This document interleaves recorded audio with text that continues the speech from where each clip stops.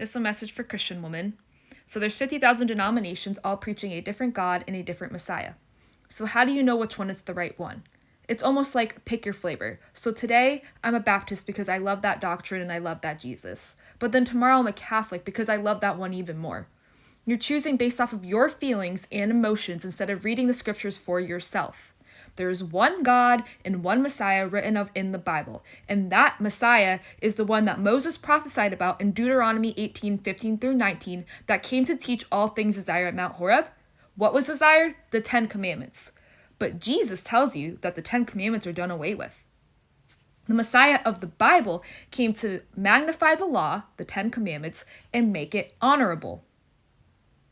He came to refresh the covenant, the 10 Commandments, and to do away with sacrificial law, which was added due to transgression with the golden calf. But Jesus tells you that the 10 Commandments were nailed to the cross. But in John 14:15, from the Messiah of the Bible, if you love me, keep my commandments. You worship what you know not. For salvation is of the Jews. John 4:22. The Father sent his Son, Yeshua, in his name. John 5:42-43. But I know that you don't have the love of God in you. I am come in my Father's name, and you receive me not. But if another shall come in his own name, Jesus, him you shall receive. The whole entire world has received Jesus, which is the lawless one in 2 Thessalonians 2, aka Baal. Hosea 2:17, prophecy about people taking the name of Baal out of their mouths. Jeremiah 23:27, for my people forget my name for Baal.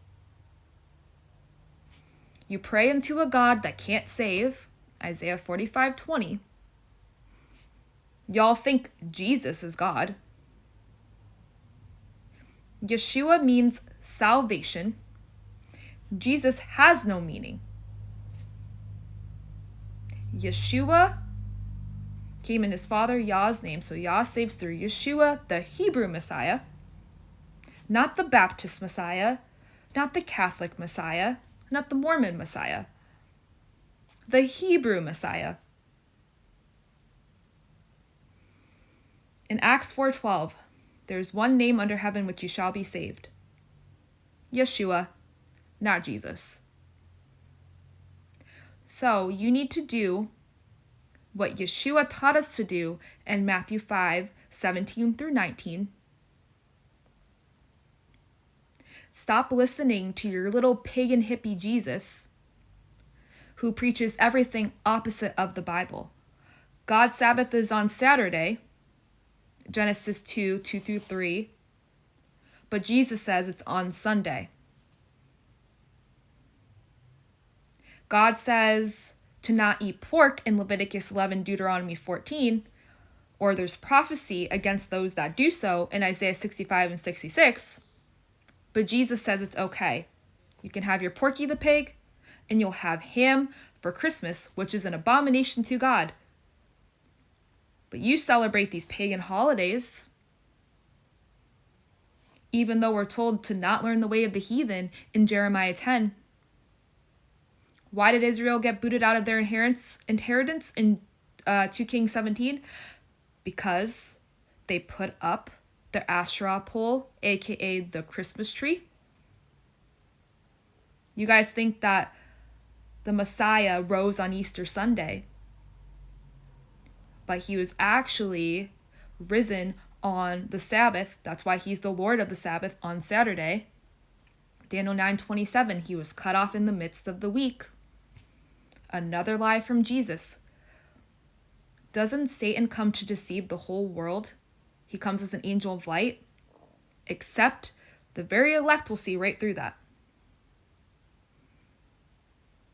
Jesus also tells you that loving your neighbor as yourself is giving them a hug or a sandwich when they're going through a tough time or they're homeless.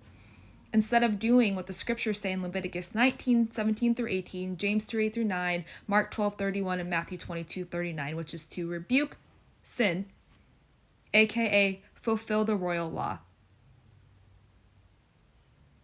Do you not see the difference between the Messiah written of and then this little hippy-dippy Jesus who gives you the ear-tickling, smooth doctrine that you want to hear? Repent, keep the 10 Commandments, eat biblically clean, and love your neighbor as yourself according to the scriptures. Stop worshiping this little Jesus. Blessed are those that keep the commandments, that they may have the right to the tree of life, and they may enter through the city, through the gates, in Revelation 22:14.